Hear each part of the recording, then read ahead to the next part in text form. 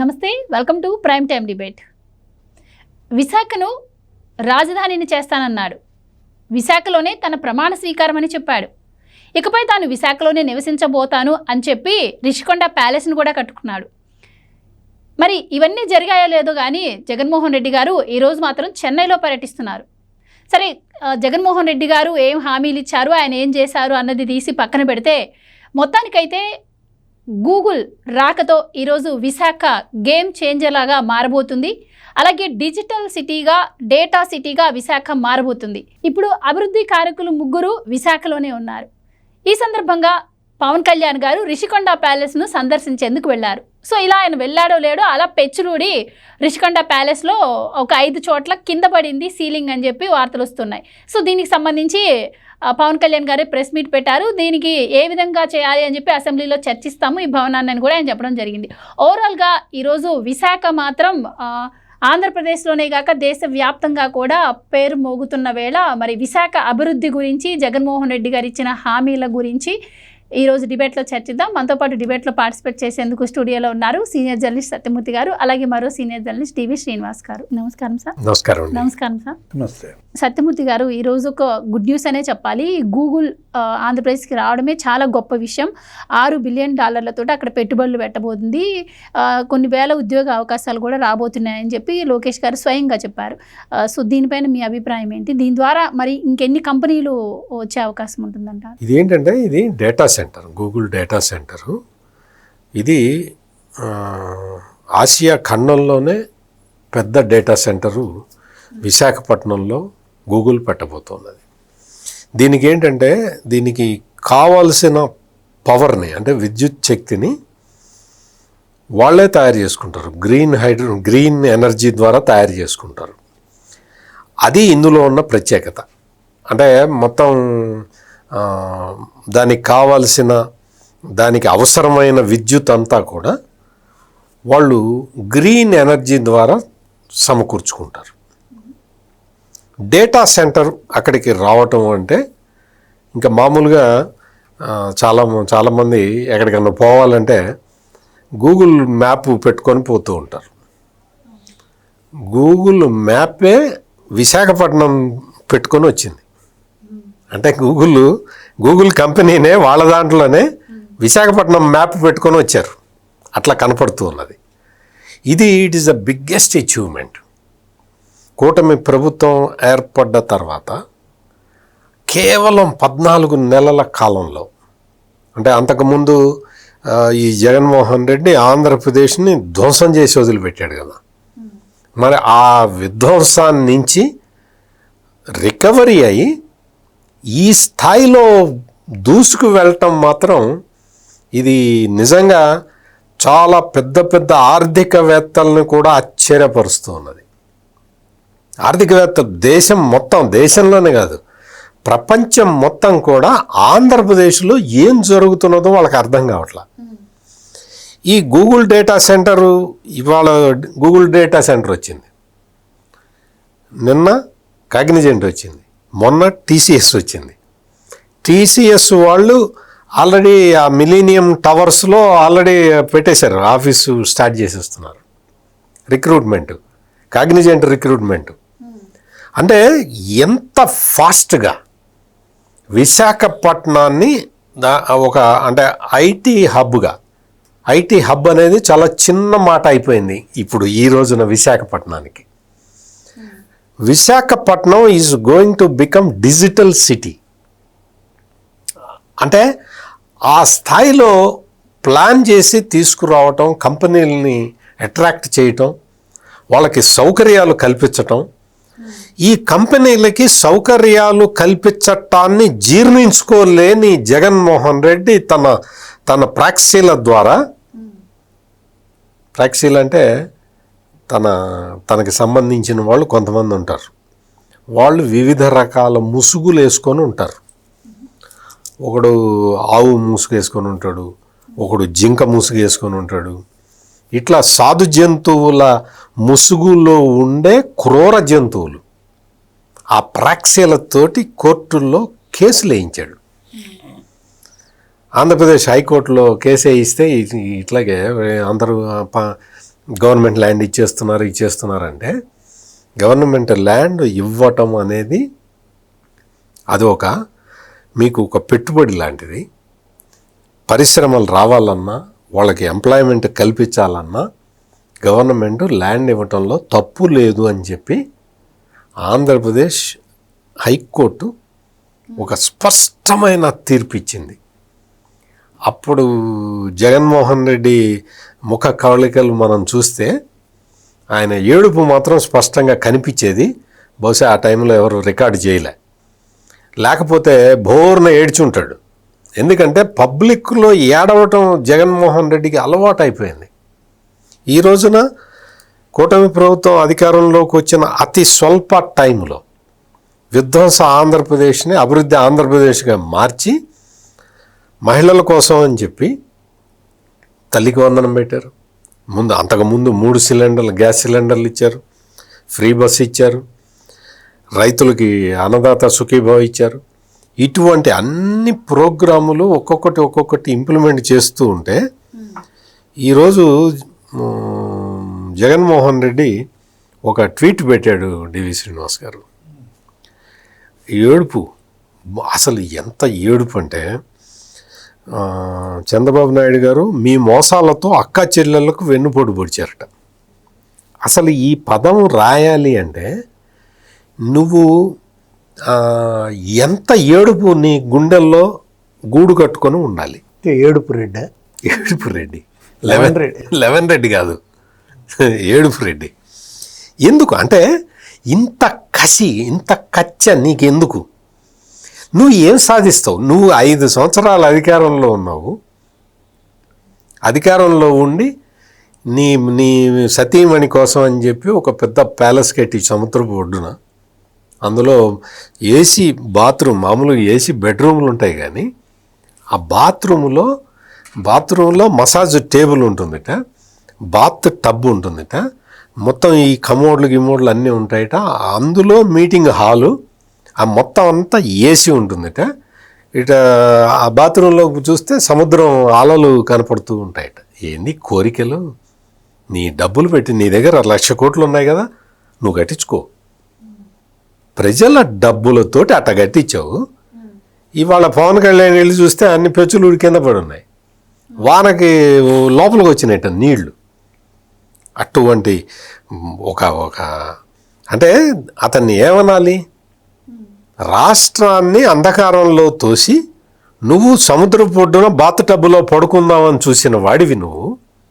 ప్రజలు సరైన సమయంలో మేలుకొని నిన్ను ఇంటికి పంపించారు కాబట్టి సరిపోయింది. కానీ లేకపోతే అసలు ఆంధ్రప్రదేశ్ అనేది మ్యాప్లో లేకుండా, భారతదేశం మ్యాప్లో లేకుండా పోయేది. అటువంటి అంటే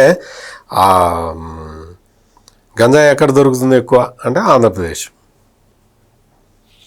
నార్కటిక్స్ ఎక్కడ వస్తాయి? విశాఖపట్నం ఎయిర్పోర్టు. ల్యాండ్ ప్రభుత్వానికి సంబంధించిన ల్యాండ్లే కాకుండా ప్రైవేటు వ్యక్తుల ల్యాండ్లు కూడా ఆక్యుపై చేసేది ఎక్కడ అంటే ఆంధ్రప్రదేశ్. ఇటువంటి వాటిట్లో ఆంధ్రప్రదేశ్ ముందరుండేది.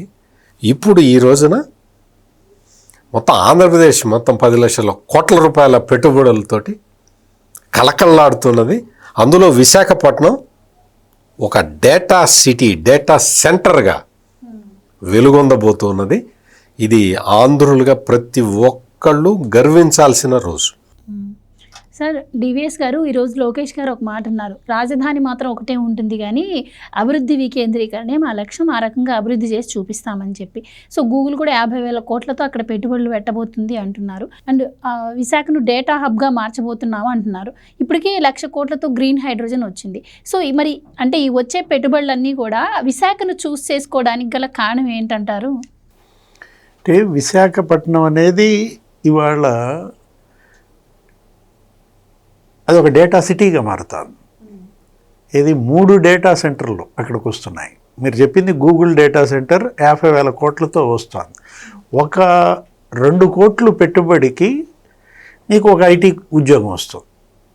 ఒక ఐటీ ఉద్యోగం రావాలంటే పెట్టుబడి 2 కోట్లు పెట్టాలి.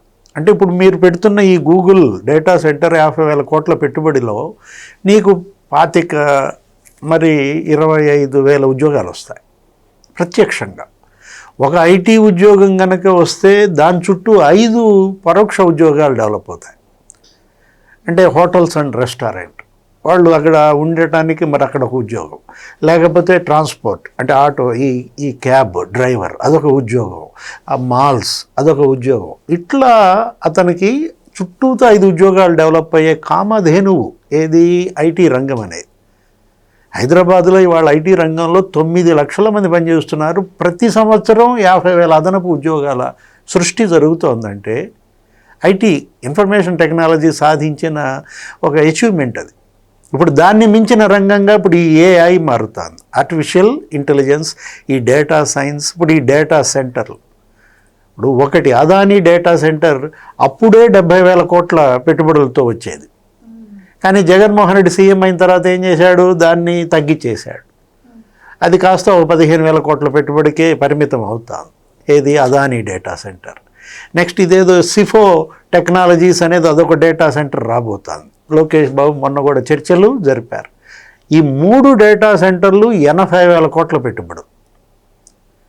అంటే 40,000 మందికి ఉద్యోగాలు ప్రత్యక్షంగా వస్తున్నాయి, 2 లక్షల మందికి పరోక్షంగా వస్తున్నటువంటి పరిస్థితి అన్నమాట. అంటే ఇప్పుడు ఏంటి అసలు అదొక ఇన్వెస్ట్మెంట్స్ డెస్టినేషనే కాదు, విశాఖపట్నం ఒక ఎంప్లాయ్మెంట్ హబ్గా మారుతుంది. ఉత్తరాంధ్ర అంటే గతంలో నీకు వలస. ఇప్పుడు హైదరాబాద్లో ఎక్కడ పోయి ఏ బిల్డింగ్ దగ్గర నుంచుని వాచ్మెన్ మీదే ఊరు అని అడిగినా శ్రీకాకుళం అంటారు, విజయనగరం అంటారు. ఇప్పుడు ఆ వలసలకే అడ్డుకట్టబడే సందర్భం ఏది. ఇక వాళ్ళు ఇక్కడికి రావాల్సిన అవసరం లేదు. శ్రీకాకుళం విజయనగరం వాళ్ళంతా విశాఖపట్నంలోనే బ్రహ్మాండమైన ఉపాధి పొందేటట్టుగా జరుగుతున్న అభివృద్ధి. ఇప్పుడు ఒకటి ఇక్కడ మనం చూడాల్సింది, సత్యమూర్తి గారు కూడా చెప్పారు, ఏంటది టీసీఎస్, కాగ్నిజెంట్. ఈ 2 దిగ్గజ కంపెనీలు అదొక 1,500 కోట్లు, ఇదొక 1,500 కోట్లు, 3,000 కోట్ల పెట్టుబడులు పెడుతున్నాయి. అంటే అది 12,500 మందికి ఉపాధి దాని ద్వారా టీసీఎస్. ఇది 8,000 మందికి ఉపాధి కాగ్నిజెంట్. 20,000 మందికి కేవలం 2 కంపెనీల్లో ఉపాధి పొందే సందర్భం. జగన్మోహన్ రెడ్డి ఏమంటాడు, రూపాయికి ఇడ్లీ రావట్లేదు అంటాడు. భూములన్నీ కట్టబెడుతున్నారు. అదే దాని మీదే సత్యమూర్తి గారు అన్నారు, హైకోర్టు వేసిన అక్షంతలను కూడా చదివారనమాట. ఏంటి ఇప్పుడు హైకోర్టు అతను ఏం చేశాడు, జగన్మోహన్ రెడ్డి ఎవరో ఈమె పేరు ఏదో ఉంది ఒక ఆమె, ఏంటి ఆమె వేసింది పిటిషన్, ఈ క్రిస్టియానిటీకి సంబంధించినటువంటి సంస్థ ఏదో ఉంది, నమ్మి గ్రేస్. ఆ నమ్మి గ్రేస్తో వేయించారు పిటిషన్. ఎవరు వేయించారు, ఇంకా జగన్మోహన్ రెడ్డే కదా ఏం చేయదు. పిటిషన్ లేదేయించినా కూడా రాకుండా ఉండటం కోసం ఏదో మొత్తం అసలు 500 కోట్ల ఖరీదైనటువంటి భూములు ఇస్తున్నారు టీసీఎస్ కంటే. హైకోర్టు ఏమని ఫైర్ అయింది, మామూలుగా ఫైర్ అవ్వలేదన్నమాట. ఒకటే మాట చెప్పింది, ఏమని, భూముల కేటాయింపుని మీరు మరి విలువ పరంగా చూడకూడదు. పరిశ్రమలకు భూ కేటాయింపులు భూమి విలువ పరంగా చూడకూడదు. ఉద్యోగ ఉపాధి అవకాశాలు యువతకి ఎలా లభ్యమవుతాయి. ఆంధ్రప్రదేశ్ అభివృద్ధి ఇంకా ఆదిలోనే ఉంది, ప్రారంభం. ఏంటి, వ్యవసాయకంగా మీది గొప్ప రాష్ట్రమే కానీ పారిశ్రామికంగా వెనుకబడిన రాష్ట్రానికి పరిశ్రమలు రావాలంటే మరి మీరేం ప్రోత్సాహకాలు ఇవ్వకపోతే ఏ పరిశ్రమలు వస్తాయి. పరిశ్రమలు రాకపోతే యువత ఎలా ఉపాధి పొందుతారని ప్రశ్నించిన దీంట్లో మరేంటి జగన్మోహన్ రెడ్డి ఏమంటాడు, ఉప్మా అంటాడా. జగన్మోహన్ రెడ్డి కాన్సెప్ట్ చాలా పెద్ద కాన్సెప్ట్ చెప్పాడు. ఢిల్లీ వెళ్ళి ఒకసారి చెప్పాడు, అట్లా పరిశ్రమలకి ల్యాండ్ ఇవ్వడం అనేది కరెక్ట్ కాదండి అని చెప్పి తన విధానం చాలా స్పష్టంగా చెప్పాడు. అంటే నేను ల్యాండ్ ఇస్తాను పరిశ్రమకి, కానీ ఆ పరిశ్రమ నా కంపెనీలో పెట్టుబడులు అది ల్యాండ్ ఇస్తాడు ఎవరికి, తన కంపెనీకి అయితే ఇచ్చుకుంటాడు, లేకపోతే ఇవ్వడు. తన కంపెనీలో సాక్షిలో మరి సాక్షి ఛానల్లో సాక్షి పేపర్లో 854 కోట్ల పెట్టుబడులు పెడితే ఇస్తాడు. ఆయనకి ఇస్తా భూమి. ఎవరాయన, నిమ్మగడ్డ ప్రసాద్. ఆయనకైతే 28,000 ఎకరాలు ఇచ్చేస్తా. ఎన్ని ఎకరాలు, 28,000 ఎకరాలు. వాన్పిక్కి జగన్మోహన్ రెడ్డి 28,000 ఎకరాలు ఇస్తే నిమ్మగడ్డ ప్రసాద్ పెట్టిన పెట్టుబడి కంపెనీలకి భూములు ఇవ్వద్దు అనలేదు అన్నాడు. ఇవ్వద్దు అని చెప్పాడు, ఇవ్వటానికి వీలు లేదని చెప్పాడు. భూములు ఇవ్వద్దు అన్నాడు, కరెక్టే. భూములు ఇవ్వటం వల్ల ఉపయోగం లేదని చెప్పాడు, ఆన్ రికార్డు చెప్పాడు. భూములు ఎవరికి ఇవ్వద్దు? TCSకి ఇవ్వద్దు, లేకపోతే కాగ్నిజెంట్కి ఇవ్వద్దు. ఎందుకంటే వాళ్ళు మా దగ్గర పెట్టుబడి పెడతారు. సాక్షి ఛానల్లో షేర్లు కొనాలి, 10 రూపాయల షేరు 1440 కొంటే మీకు భూములు ఇస్తాం. ఇది కదా క్విడ్ ప్రోకో. ఇప్పుడు క్విడ్ ప్రోకో 1.0, క్విడ్ ప్రోకో 2.0. నువ్వు భూముల కేటాయింపుల గురించి మాట్లాడితే అంటే ఉద్యోగాలు పర్మనెంట్ అయితే వాళ్ళు ఇస్తామన్న ఉద్యోగ కల్పన దిశగా వాళ్ళు రిజల్ట్ చూపిస్తే అప్పుడు భూములు పర్మనెంట్గా ఇవ్వాలి, కానీ ఇప్పుడే వాళ్ళకి రాసి చేయడం ఏంటి, అమ్మేయడం ఏంటి అన్నట్టు వాళ్ళు మాట్లాడుతున్నారు. కాదు కదా, అదేమీ లేదు. Jaganmohan Reddy is very clear. మనకి లాభం రావాలి అంటే మనకి డబ్బులు చేతులు తడపాలి. చేతులు తడిపిన వాళ్ళకి ల్యాండ్లు ఇస్తాం, క్విడ్ ప్రోకో. లేకపోతే ల్యాండ్లు ఎవరికి ఇవ్వము అనేది జగన్మోహన్ రెడ్డి పాలసీ. ఆ పాలసీ ప్రకారమే ప్రవర్తించాడు అధికారంలో ఉన్నంతకాలం. ఆ పాలసీ ఓడిపోయింది. ఆ పాలసీ 11 సీట్లు వచ్చింది. ఇప్పుడున్న పాలసీ ఏంటంటే 164 సీట్లతోటి ఉన్నది. ఈ కొత్త పాలసీ ఏంటి? ప్రపంచం మొత్తంలో సాఫ్ట్వేర్ కంపెనీలు మూతపడుతున్న ఈ దశలో ఆంధ్రప్రదేశ్లో సాఫ్ట్వేర్ బూమ్ కనపడుతున్నది. ఇది 164 సీట్ల అచీవ్మెంట్. మొత్తం సాఫ్ట్వేర్ కంపెనీలు, చాలా కంపెనీలు మూతపడుతున్నాయి. మొత్తం సాఫ్ట్వేర్ ఇండస్ట్రీ చాలా ఒడిదుడుకుల్లో ఉన్నది ఈ డొనాల్డ్ ట్రంప్ నిర్ణయాల వల్ల. అటువంటి పరిస్థితుల్లో విశాఖపట్నంలో ఇన్ని వేల కోట్ల రూపాయలు సాఫ్ట్వేర్ రంగంలో వచ్చి పెట్టుబడులు పెట్టడం ఏంటి? అది ఇక్కడ మనకి Chandrababu Naidu brand, AP brand అనేది. అందుకే నువ్వు సర్వనాశనం చేసి ఒక మొత్తం అంటే ల్యాండ్ ఎవరికి లేకుండా నాకే ఉండాలి అన్న ఉద్దేశంతో ప్రవర్తించిన జగన్మోహన్ రెడ్డికి ల్యాండ్ ఇవ్వటం ద్వారా మొత్తం అసలు గూగుల్ డేటా సెంటర్ లాంటిది కూడా తెచ్చి దించుతాం విశాఖపట్నంలో. దానివల్ల యువత ఎంత బెనిఫిట్ అవుతుంది, రాష్ట్రానికి ఎంత బెనిఫిట్ అవుతుంది అని ఆలోచించే చంద్రబాబు నాయుడికి ఎంత తేడా ఉంది? అంటే జగన్మోహన్ రెడ్డి గారు కూడా 2022లో పారిశ్రామిక సదస్సు పెట్టారు. అనిల్ అంబానీ గారు కూడా అప్పుడు వచ్చారు. 6 లక్షల కోట్ల వరకు ఆయనతో MOUలు కూడా జరిగాయి అని చెప్పి కూడా, అంటే ఎన్ని పరిశ్రమలు పెట్టారు. Very good, very good. మీరు చెప్పింది చాలా బాగుంది. చాలా పేపర్లో, సాక్షి పేపర్లో అదే రాసుకున్నారు. మరి ఎన్ని వేల కోట్లు వచ్చినాయి, ఎన్ని పరిశ్రమలు స్టార్ట్ అయినాయి. జగన్మోహన్ రెడ్డి తన సాక్షి పేపర్లో ఇప్పటికీ రాసుకుంటూ ఉంటాడు. ఆ గుడివాడ అమర్నాథ్ అనే ఒక మంత్రి ఉన్నాడు, అప్పట్లో IT మంత్రి. అతను ఇప్పటికీ చెప్తూనే ఉంటాడు, మేము తెచ్చాం కంపెనీలు, మేము తెచ్చామని. గుడివాడ అమర్నాథ్ కానీ, ఈ జగన్మోహన్ రెడ్డి కానీ, దానికి సంబంధించిన వ్యక్తులు ఎవరన్నా కానీ జగన్మోహన్ రెడ్డి టైంలో ఈ పరిశ్రమలు ఆంధ్రప్రదేశ్కి వచ్చినాయని ఏదన్నా లిస్టు పెట్టగలుగుతారా? ఎంత పెట్టుబడి వచ్చింది, ఎంత ఎంప్లాయ్మెంట్ జనరేట్ అయింది, ఇప్పటికి గ్రౌండ్ అయినాయా లేదా అనే లిస్ట్ ఏమన్నా పెట్టగలుగుతారా? ఒక్కటంటే ఒక్కటి కూడా రాలేదు. పైగా ఉన్న పరిశ్రమలను ఎల్లగొట్టిన జగన్మోహన్ రెడ్డి ఈ రోజును చూస్తే ఈ బోర్న విలపించటం ఎందుకు? ఈ విలపించటం ఎందుకో నాకైతే అర్థం కావట్లా. పారిశ్రామిక సదస్సులు జరిగితే ఆ సదస్సుల్లో వచ్చినటువంటి పెట్టుబడులు, మీరు చెప్పిన MOUలకి గ్రౌండింగ్ ఉంటుంది. అదొక రేట్ అనమాట. ఎంత % గ్రౌండ్ అయ్యాయి అంటే అప్పుడు చేసుకునే MOUలు ఇప్పుడు గ్రౌండ్ అవుతున్నాయి అన్నట్టు. అంటే ఏది? ఇప్పుడు ఈ గూగుల్ డేటా సెంటర్ అప్పుడు చేసుకున్న MOU, అప్పుడు TCS అప్పుడు చేసుకున్న MOU చూపించాలి కదా, తను కూడా చెప్పాలి కదా. మీరు మాట్లాడినంత బలంగా కూడా వాళ్ళు మాట్లాడతలా. నిప్పాన్ స్టీల్ అప్పుడు చేసుకుందే. ఇప్పుడు ఏది నువ్వు అన్న మాట మరి గుడివాడ అమర్నాథ్ అన్నా, జగన్మోహన్ రెడ్డి అన్నా కడిగేస్తారు. ఏది? TCS నువ్వు చేయించుకున్నావా MOU, లేకపోతే కాగ్నిజెంట్ నువ్వు చేసావా, ఉర్సా నువ్వు చేసావా, లేకపోతే ఇప్పుడు ఒకటి నువ్వు తెచ్చిన పరిశ్రమల పేర్లు నువ్వు చెప్పలేవు, కానీ నువ్వు ఎళ్ళగొట్టిన పరిశ్రమల పేర్లు చెప్పగలరు. అందరూ చెప్తారు, ఆంధ్రప్రదేశ్లో ఉన్న వాళ్ళందరూ చెప్తారు. జగన్మోహన్ రెడ్డి ఎల్లగొట్టిన పరిశ్రమల పేర్లు చెప్పు అంటే టపటపటపటప చెప్తారు. లులు ఎల్లగొట్టావు, లేకపోతే అమర్ రాజా ఎల్లగొట్టావు, జాకీ ఎల్లగొట్టావు, ఎన్ని పరిశ్రమలు ఎల్లగొట్టావు. 10,000 కోట్ల పెట్టుబడులు.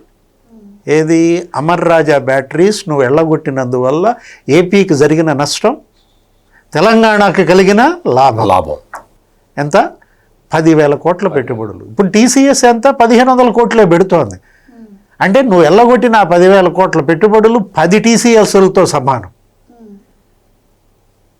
ఎవరు? జగన్మోహన్ రెడ్డి చేసినటువంటి తప్పిదాలు వాళ్ళకి కూడా అది భూతం అని చెప్పి ఆ భూతం ఉంటే భయపడుతుంటే ఇంకా ఇప్పుడు ఏం మాట్లాడతాం? ఒకటి, లోకేష్ బాబు ఏదో అన్నారు, మీరు అన్ని ప్రాంతాల సమగ్ర అభివృద్ధి లక్ష్యం అని చెప్పారు. సెమీ కండక్టర్స్ హబ్గా రాయలసీమ మారుతోంది. కొరియా 14,500 కోట్ల పెట్టుబడులు, జపాన్ 500 కోట్ల పెట్టుబడులతో సెమీ కండక్టర్ ప్లాంట్స్ పెడుతున్నారు. మొన్నే మోడీ ప్రధానమంత్రి క్యాబినెట్ ఆమోదం చెప్పింది ఏపీలో పెట్టుబడులు పెట్టమని. అసలు పరిశ్రమలు రావాలంటే అమ్మా లాజిస్టిక్స్ హబ్గా డెవలప్ అవ్వాలి. ఏది? రోడ్లు వేయాలి, రైల్వే మార్గాలు పెరగాలి, ఎయిర్పోర్టులు పెరగాలి, పోర్టుల కనెక్టివిటీ ఉండాలి. ఇలా లాజిస్టిక్స్ డెవలప్ చేయాల్సిన ప్రయత్నం జగన్మోహన్ రెడ్డి ఏమైనా చేశాడా? ఉన్న రోడ్లు తవ్వుకొని అందులో ఉన్న కంకర అమ్ముకున్నాడు కదా. అరే, గుంతలు పొడిచే దిక్కు లేని చోటకి ఆ రాష్ట్రానికి ఏ పరిశ్రమలు వస్తాయి? ఏ పారిశ్రామికవేత్తలు వస్తారు? ఇప్పుడు ఇవాళ బ్రహ్మాండంగా రోడ్లు గుంతలు పొడ్చడమే కాదు, ఇప్పుడు మనం చూసాం బుల్లెట్ ట్రైన్ అంట. ఏది? ఇవాళ హైదరాబాద్ నుంచి చెన్నై బుల్లెట్ ట్రైను. మరి అమరావతి ఏపీలో 8 స్టేషన్లు అంట, తెలంగాణలో 6 స్టేషన్లు అంట. అంటే బుల్లెట్ చతుర్భుజిగా, బుల్లెట్ ట్రైన్ చతుర్భుజి. అప్పుడు ప్రధానమంత్రి వాజ్పేయి హయాంలో గోల్డెన్ క్వాడ్రిలేటర్లు అనేవాడు, స్వర్ణ చతుర్భుజి రోడ్లు అన్నారు. ఇప్పుడు ఏంటి? బుల్లెట్ ట్రైన్ చతుర్భుజి అనమాట. అంటే హైదరాబాద్ టు చెన్నై, హైదరాబాద్ టు బెంగళూరు, మళ్ళా Bengaluru to Amaravati, Amaravati to Chennai. 4 Capitals, Karnataka, Tamil Nadu, Telangana, Andhra Pradesh, 4 నగరాలు, రాజధాని నగరాలను కలుపుతూ మరి బుల్లెట్ ట్రైన్ శాంక్షన్ చేసింది కేంద్ర ప్రభుత్వం. ఇలా లాజిస్టిక్స్ డెవలప్ చేయటం వల్ల 20 పోర్టులు అభివృద్ధి చేస్తానని అంటున్నారు ఈరోజు కూడా ముఖ్యమంత్రి చంద్రబాబు. ఆల్రెడీ 10 పోర్టులు వచ్చేస్తున్నాయి, 6 పోర్టులు పనిచేస్తున్నాయి, 4 పోర్టులు కంప్లీట్ అవుతున్నాయి. ఇంకొక 10 పోర్టులు నేను నెలకొల్పుతా.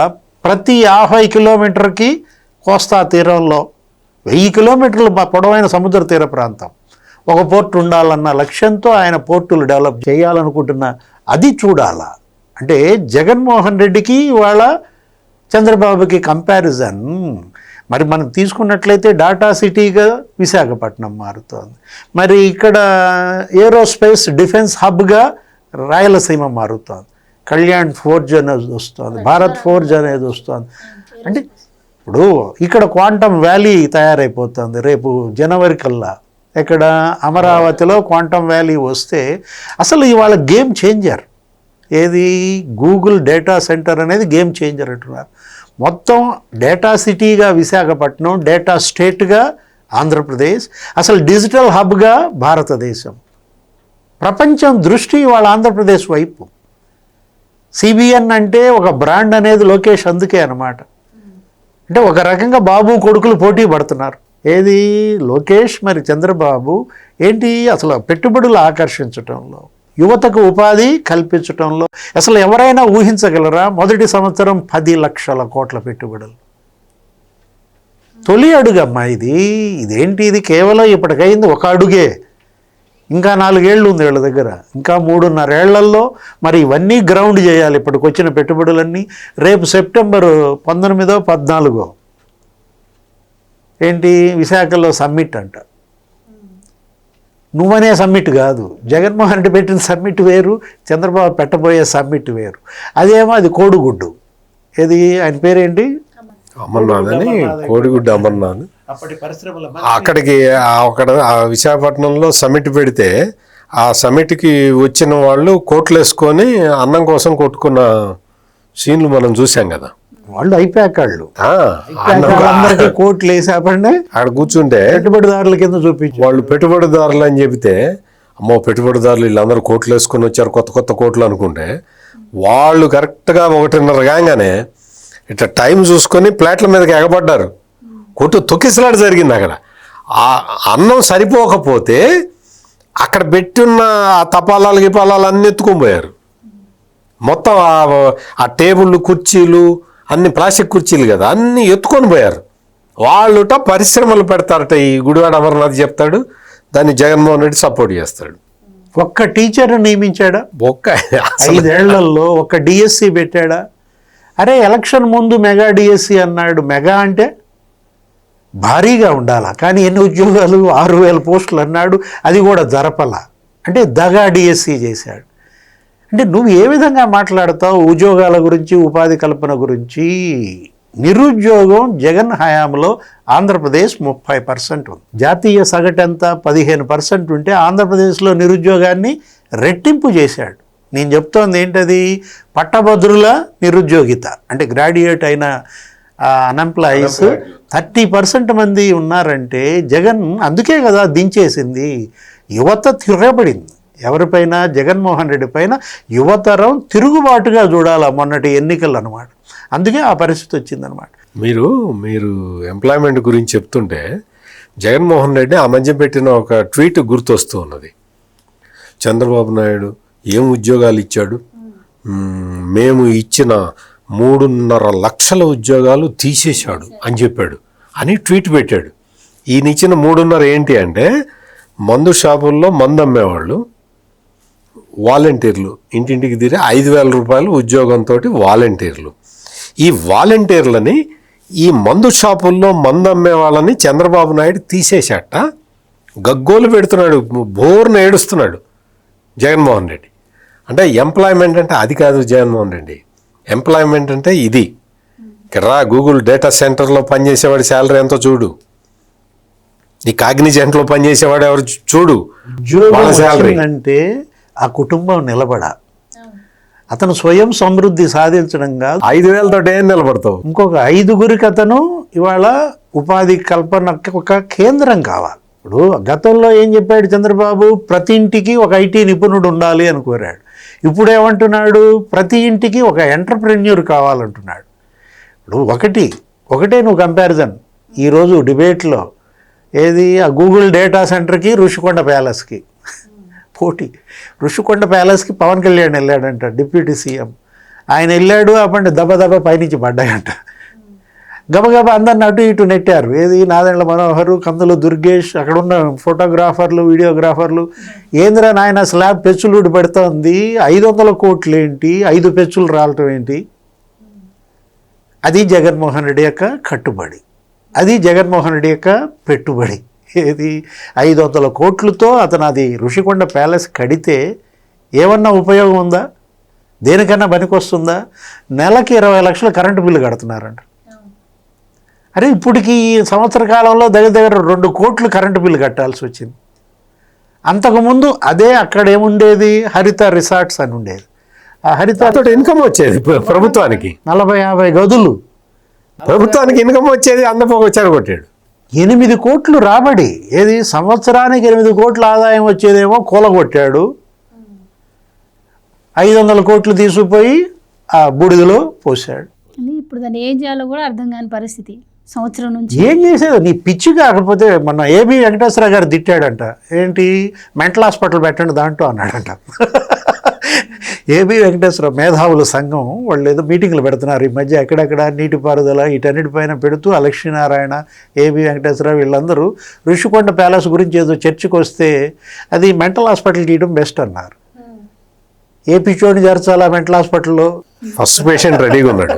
ఎవరు? జగన్మోహన్ రెడ్డి. అందులో చేరే పిచ్చోడా? లేనిపోయింది పిచ్చోళ్ళని పెట్టిన స్లాబ్ పడితే అంటే ఒక్కొక్క ఫ్యాను 3 లక్షలు అంట. మీ ఇంట్లో ఫ్యాన్ ఖరీదు ఎంత? అది ఎంత ఉంటుందండి? ఉంటే 500-600 ఉంటుంది. 2,000 మహా ఉంటే. మన ఇళ్లలో ఫ్యాన్ ఖరీదు 2,000-1,800లకు వచ్చుద్ది. 3 లక్షల ఫ్యాన్. ఒక్కొక్క షాండ్లియర్ ఖరీదు 15 లక్షలు అంట. 7 షాండ్లియర్లు పెట్టించాడు. బాత్రూంలో షాండ్లియర్లు పెట్టాడు వాడు దుంపదగా. ఏసీ, బాత్రూమ్కి ఏసీ. బాత్రూంలో షాండ్లియర్లు ఎందుకు? బాత్రూంలో షాండ్లియర్లు ఎందుకు పెట్టారు అక్కడ? అంటే ఇప్పుడు ఒకటి పేదోడేమో సెంటు భూములకి మళ్ళీ ఆడికి ఇచ్చేది సెంటు పట్టా, దాని పేరే, ఆ పథకం పేరేంటి? సెంటు పట్టా. సెంటులో ఇల్లు కట్టుకుంటే 400 అడుగులు రాదమ్మా. అంటే నీకు ఒక హాలు, ఒక కిచెను, ఒక బెడ్రూము, ఇవి రావాలి. ఋషికొండ ప్యాలెస్ లో కట్టిన బాత్రూమ్ లో సగం ఋషికొండ బాత్రూంలో సగమేమో పేదాడు ఉండాలి, నేను మీకు ఇచ్చే 2 ఏళ్లతో నేను బాత్రూమ్ కట్టుకుంటా. టిడ్కో ఇల్లే ఆయన పంపిణీ చేయకుండా ఆపేసిన పరిస్థితి కదండి. అంటే ఋషికొండ ప్యాలెస్ జగన్ యొక్క మైండ్ సెట్కి నిదర్శనం. అతను ఎంత ఉన్మాది నీకు అక్కడే కనపడుతుంది అనమాట. ఒక మెయిన్ డోర్ ఎంతో తెలుసా, దాని మెయిన్ డోరు దగ్గర దగ్గర మరి 34 లక్షలు అంటాడా. ఒక్కొక్క డోర్ ఎంతో తెలుసా, 16 లక్షలు అంట. అంటే మెయిన్ డోరు, ఈ కమోడ్ ఎంత, అదో 15 లక్షలు. ఇందాక చెప్పారు సముద్ర వెంక చూస్తా కూర్చోవాలా. లేకపోతే ఆ బాత్ టబ్ ఎంత, 36 లక్షలు. Bath tub, commode, main door, ఆ మూడిటితో నీకు ఒక అపార్ట్మెంట్ వచ్చింది హైదరాబాద్లో. 6 కోట్ల రూపాయలు 7 కోట్ల రూపాయల ఖర్చు పెట్టి ఫారిన్ నుంచి మొక్కలు తెప్పించాడండి. పిచ్చనాలా ఏమనాలి? ఆ మొక్కలు బతుకుతాయా ఇండియాలో? ఫారిన్ నుంచి 6 కోట్ల రూపాయల మొక్కలు తెప్పిస్తే అవి బతుకుతాయి ఇండియాలో? బతుకుతాయా అవి? అంత కష్టపడి దాన్ని కట్టిస్తే అది పెచ్చిలెట్లా ఊడిందండి మరి? అంటే నువ్వు ఆ బిల్డింగ్ కట్టుబడి చేసింది ఎవరిని బాగు చేయడానికి? కాంట్రాక్టర్లను బాగు చేయడానిక? ఎవరా ఇంటీరియర్ డిజైనర్? అదొక పెద్ద స్కామ్ కదా. ఎవరా సుప్రియా రెడ్డి? అరే 120 కోట్లు ఆ సుప్రియా రెడ్డికి నువ్వు ఆమె ఖాతాలో వేయడానికి నువ్వు ఆ ఇంటీరియర్ అన్ని తెప్పిస్తావా? Italian marbles తెప్పిస్తావా? ఎవరా దేవిరెడ్డి శ్రీనాథ్ రెడ్డి? ఎవరు? బాత్రూంలో కమోడ్ మీద షాండ్లియర్ పెడతాడు ఎవడన్నా? ఐటీ అడ్వైజర్ కేసిరెడ్డి రాజశేఖర రెడ్డే కాదు, ఇంకొకడు ఉన్నాడు IT technical advisor, Devireddy Srinath Reddy, husband of Supriya Reddy. అతనేమో ఐటీ అడ్వైజర్ భర్త, ఈమెమో ఇంటీరియర్ డిజైనరు. అసలు ఋషికొండ ప్యాలెస్ 120 కోట్లు దారాదత్తం. ఇక్కడ తాడేపల్లి ప్యాలెస్లో మళ్ళీ ఇంటీరియర్ డిజైను, అదొక 60 కోట్లు దారాదత్తం. ఈ మధ్య టీటీడీ సెట్టింగ్ ఒకటి వేశారు. టీటీడీ సెట్టింగ్ ఎంత? మొత్తం ఏంటది? అసలు నీ బంధువు అయినంత మాత్రాన ఇంటీరియర్ డిజైన్ కంపెనీకి ఇంత నువ్వు ప్రజాధనం, అది పన్నుల రూపంలో కట్టినటువంటి డబ్బు. నీ సాక్షి ఛానల్కి, సాక్షి పత్రికకి 600 కోట్ల యాడ్స్. అంటే ఏ ముఖ్యమంత్రి అయినా ఇలా చేశాడమ్మా? ఎంతమంది ముఖ్యమంత్రులను చూసాం? ఎన్టీ రామారావు తన అంబాసిడర్ కారుకి తను గవర్నమెంట్ కారు వాడేవాడు కాదు, ఆయన సొంత కారు. ఆయన పెట్రోల్ ఆయన కొట్టించుకునేవాడు. ఇతను కూడా అబ్బో నేను అంతకు మించిన అండి, నాకు రూపాయి జీతం అన్నాడు. 1,00,000 కోట్లు కొట్టాడు. ఒక్క 100 కోట్లే చాలు. 100 కోట్లతో ఇల్లు మొత్తం బాగు చేయించుకున్నాడు. ఇది ఇంటీరియర్ డిజైన్లు, ఇది తాడేపల్లి ప్యాలెస్లో, లోటస్ పాండ్లో, లేకపోతే పులివెందుల ప్యాలెస్లో ఒట్టి మరమ్మతులకి అతను పెట్టిన ఖర్చు 300 కోట్లు. ఆయన సొంత భవనాలు. ఇప్పుడు ఈ ఋషికొండ ప్యాలెస్ ఏం చేద్దాం అది చెప్పు ముందు. అసలు జగన్మోహన్ రెడ్డి చాలా పెద్ద విజనరీ. ఆయనకి ఎంత విజన్ ఉంది అంటే, వాలంటీర్కేమో 5,000 జీతం ఇచ్చాడు. వాలంటీర్కి 5,000 జీతం. మందు షాపులో పనిచేసేవాడికి 12,000 జీతం. మందు షాపులో మందు అమ్మేవాడు, బాటిల్ బూమ్ బూమ్ బీర్ ఇవ్వు అంటే బీర్ తీసుకొచ్చి ఇచ్చేవాడు, వాడికి 12,000 జీతం. రేషన్ వెహికల్ డ్రైవర్కి 17,000 జీతం. 17,000 జీతం వాడికి. అంటే దేవిరెడ్డి శ్రీనాథ్ రెడ్డికి, సజ్జల రామకృష్ణారెడ్డికి ఇంకా వాళ్ళ 3,75,000 జీతం. సలహాదారులు ఎంతమంది? సలహాదారులు 16 మంది దాకా, 15 మంది. 16గా తల్లి, మాకు తెలిసి లెక్కేస్తేనే 56 మంది అయ్యారు. ఆయన నాదెండ్ల మనోహర్ పెద్ద లిస్టు చదివాడు. 600 కోట్లు అంట. ఏది? సలహాదారుల జీతభత్యాలకి ఇతను పెట్టిన ఖర్చు 600 కోట్లు. అంటే తీసుకుపోయి పోసాడంతే. ఏది? మందు తాగినట్టు తాగేశారు. ప్రజల డబ్బంతా కూడా జనానికేమో మందు రూపంలో విషం అమ్మారు, జనం డబ్బులేమో వీళ్ళు మందు తాగినట్టుగా తాగేశారు. అది జగన్మోహన్ రెడ్డి విజన్. అట్లా ధారాళంగా దోచేసినందుకు ఇప్పుడు అవకాశం కోల్పోయిన కారణంగా ఆయన ట్విట్టర్లో భోరుమని ఆయన ట్వీట్లు పెడుతూ ఉన్నాడు. ఏడుపురెడ్డి. ఇంకో గుడ్ న్యూస్ ఏంటంటే, ఇప్పటి వరకు కంపెనీస్ అన్నీ కూడా ఆంధ్రప్రదేశ్కి వస్తున్నాయి అని చెప్పి వాళ్ళకి ఇక్కడ మీ మహిళా ఎంప్లాయీస్కి రక్షణ లేదు అని చెప్పి ట్వీట్లు పెట్టి వాళ్ళని రానికుండా అడ్డుకునే ప్రయత్నం చేశారు. కానీ ఈరోజు విశాఖ అందులో మరో ఘనత సాధించింది. మహిళలకు అత్యంత సురక్షితమైన నగరంగా కూడా విశాఖ నిలిచింది అని చెప్పి తెలుస్తోంది. ఇది ఎలా చూడొచ్చు అంటారు? అంటే మీరు చెబుతూ ఉంటే నాకు ఒక గుర్తొచ్చింది. అమరావతిలో యూట్యూబ్ అకాడమీ వస్తున్నది అంటే జగన్మోహన్ రెడ్డి వాళ్ళకి ఈమెయిల్స్ పంపించాడు. సాయంత్రం 5 దాటితే ఇక్కడ ఆడవాళ్ళని రేపు చేస్తారు, అమరావతి రావద్దని. విశాఖపట్నం చూపించాలి ఇప్పుడు. ఎందుకంటే ఆ మహిళా కమిషన్ వాళ్ళు రిలీజ్ చేసింది సేఫ్ ప్లేస్ మహిళలకి అంటే విశాఖపట్నం అని రిపోర్ట్ వచ్చింది అంటే మామూలు విషయం కాదు అది. లా అండ్ ఆర్డర్ని తగలబెట్టి జగన్మోహన్ రెడ్డి విశాఖపట్నాన్ని, ప్రశాంతమైన జీవితం ఉండే విశాఖపట్నం ఎంత ప్రశాంతంగా ఉంటుందంటే ఆ సముద్రపు ఘోష తప్ప ఇంకా అసలు వేరే సౌండ్ ఉండదు. అటువంటి విశాఖపట్నాన్ని అల్లకల్లోలం చేశాడు ఈ జగన్మోహన్ రెడ్డి. మళ్ళీ ఇప్పుడు విశాఖపట్నం రీగెయిన్ చేసుకుంది, తన గ్లోరీని రీగెయిన్ చేసుకుంది. ఉత్తరాంధ్ర మొత్తం కూడా ఈ రోజున కలకల్లాడుతూ ఉన్నది. మహిళలందరూ చాలా సంతోషంగా ఉన్నారు. ఒక ఫ్రీ బస్సు ఇచ్చినందుకు కాదు, రకరకాల పథకాలు, వాళ్ళకి ఇస్తున్న ట్రీట్మెంటు, వాళ్ళకి ఉద్యోగాల్లో ఇప్పుడు సాఫ్ట్వేర్ ఉద్యోగాలు వస్తున్నాయి. అందులో దాదాపుగా 50-60% లేడీసే ఉంటారు. అది వాళ్ళ ఆనందం. అంటే మహిళలందరూ అంత ఆనందంగా ఉంటే కళ్ళల్లో నిప్పులు పోసుకొని ఇగో ఇటువంటి ట్వీట్లు, ఇందాక ట్వీట్ వినిపించా కదా, ఇటువంటి ట్వీట్లు పెడుతున్నాడు జగన్మోహన్ రెడ్డి. అతని విజను మద్యం షాపుల్లో ఉద్యోగాలు కల్పించటం. మొన్న ఒక వీడియో ఒకటి డిఎస్సికి వ్యతిరేకంగా 24 కేసులు వేసాడండి. డిఎస్సి పెట్టకూడదని ఈ రోజున అందరికి ఉద్యోగాలు వచ్చేసినాయి. అంటే ఇప్పుడు ఈ 16,000 మందికి ఉద్యోగాలు ఇవ్వద్దు అని 24 కేసులు వేసాడు. ఎంత అన్యాయం, ఎంత దారుణం. వాడెవడో 200 మెయిల్స్ పంపాడు. మురళీకృష్ణ అనేవాడు బాండ్స్ కొనొద్దని ఒకడు మెయిల్స్ పంపుతాడు. ఉదయ్ భాస్కర్ అనేవాడు సింగపూర్కి మెయిల్స్ పంపుతారు ఇక్కడ పెట్టుబడులు పెట్టద్దని. ఆంధ్రప్రదేశ్కి ఇవాళ అతను ఒక ప్రథమ శత్రువుగా మారాడు. ఏది ఒక కక్ష కట్టాడు, పగబట్టాడు. ఏది ఒక పగబట్టిన పాములాగా ఇవాళ కాట్లు మీద కాట్లు వేయాలని చూస్తున్నాడు. ఆ పాముని ఇవాళ మరి ఏ కర్రతో కొట్టాలి? జగన్మోహన్ రెడ్డికి అతని ఒక వీడియో ఒకటి సర్క్యులేట్ అవుతున్నది, ఈ మధ్య బాగా సర్క్యులేట్ అవుతున్నది. కడపలోట ఫిష్ మార్ట్ పెట్టారట. అది that is his life greatest achievement. Jaganmohan Reddy జీవితంలో సాధించిన ఘన విజయం ఏదన్నా ఉంది అంటే కడపలో ఫిష్ మార్ట్ పెట్టడం. జగన్మోహన్ రెడ్డి ఆయనే చెప్పాడు. జగన్మోహన్ రెడ్డి ఏం చెప్పాడంటే, కడపలో చేపలు అమ్ముతామని నేను ఎక్స్పెక్టే చేయలేదు, నేను అసలు ఊహించలేదు. ఎంత అభివృద్ధి, ఊహించని అభివృద్ధి. కడపలో ఫిష్ మార్ట్ పెడతామని మేము కళ్ళలో కూడా అనుకోలేదని చెప్తున్నాడు. గమ్మత్ ఏంటంటే సత్యమూర్తి గారు, ఆ ఫిష్ మార్ట్ 3 నెలల్లో మూసేసి ఇంత విజనరీ లీడర్ ఈ జగన్మోహన్ రెడ్డి కడపలో ఫిష్ మార్ట్ వచ్చినందుకు ఆనందపడిపోతున్నాడు. Cognizant, TCS, Google data center వస్తేనేమో బాధపడుతూ ఉన్నాడు. ఇతన్ని ఏమనాలి మీరే ఆలోచించుకోండి.